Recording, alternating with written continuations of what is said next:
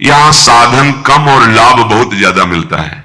धाम है ना, अगर कुछ भी साधन ना हो, केवल आपसे असाधन ना बनने पावे, तो स्वयं आध्यात्मिक उन्नति आपकी यहां वास करने मात्र से होने लगेगी।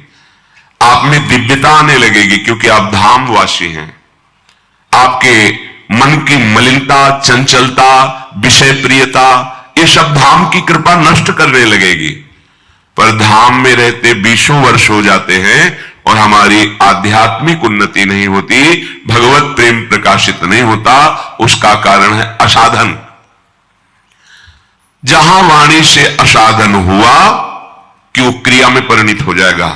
वही दोष जो आप दूसरों पर देख रहे हैं, दूसरों का दोष आप निंदा रूप में वर्णन कर रहे हैं, वही आपके हृदय में जागृत है। पक्का है, हमने देखा है, अपने हृदय में देखा है, संतों की वाणी का अनुभव किया है।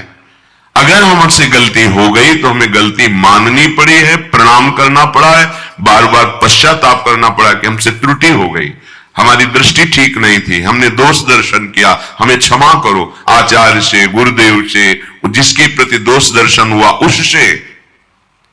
इसलिए सबसे प्रार्थना है, वाणी बहुत संभाल कर बोलिए। आवश्यक है तो बोलिए, नहीं तो बोरी सखी का ये दोहा याद कर लीजिए, ना काहू सो बोलिबो, ना कोई व्यवहार, अपनी कुंवरी किशोरी को जियत निहार निहार। इससे बढ़कर कोई बात नहीं है। ना काहू सो बोलिबो, उदासीन रहो, ना कोई व्यवहार।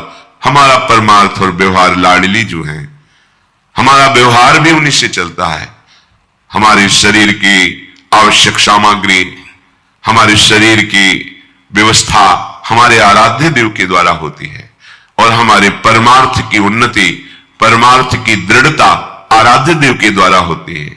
हमारे व्यवहार और परमार्थ सब कुछ हमारे आराध्य देव युगल सरकार है। बस फिर हमको किसी से व्यवहार जनित वार्ता क्या करनी, परमार्थ जनित वार्ता तो हमें केवल रसिकों के संग से प्राप्त होगी, जहां हमें लाडली जो मिलेंगी।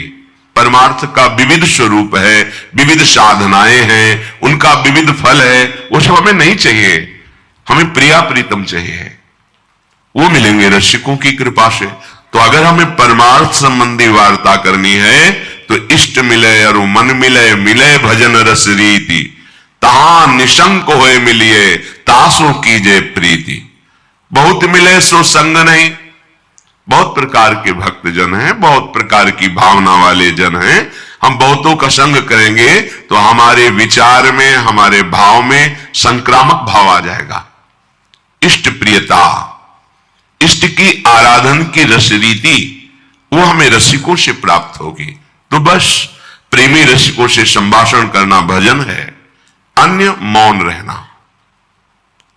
अगर हमारा ये बात करने का स्वभाव नहीं बदला ना, जो मिला उसी से खड़े बात कर रहे हैं, या जो पास आया निंदा स्तुति, बहुत जल्दी अंतःकरण मलिन होता है। यहां श्री राम वृंदावन अपना नशा चढ़ाता है,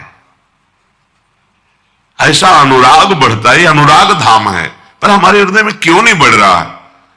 मानते हैं आप शरीर से ऐसे अपराध नहीं करते होंगे, पर वाणी से करते हैं।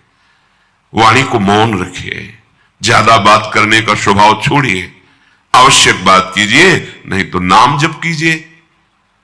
नाम में लोभ जागृत हो जाए, एक एक नाम आपको बहुत कीमती लगने लगे।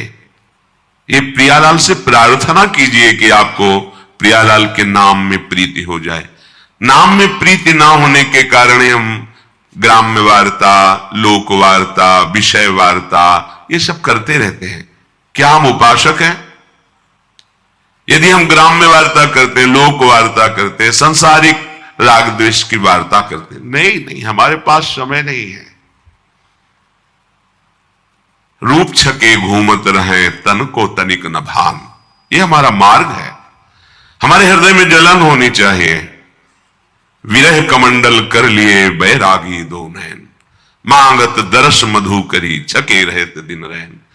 नेत्र हमारे बैरागी हो गए, अब प्रियालाल की रूप झांकी के सिवा कुछ देखना ही नहीं चाहते। हमारे प्राणों का पोषण जैसे माधुकरी वृत्ति से होता है, तो अब हमारे प्राणों का पोषण प्रियालाल के नाम गुण रूप से होता है। इसे कहते हैं मदगत प्राणा। भगवान कह रहे मत चित्ता मदगत प्राणा बोधयंता परस्परम। मेरे चित्त वाला, मेरे प्राण वाला। अब हमारे प्राणों का पोषण प्रियालाल के यश से होता है। अगर प्रियालाल का यश सुनने को ना मिले, प्रियालाल की बातें सुनने को ना मिले, तो हृदय में पीड़ा होनी चाहिए।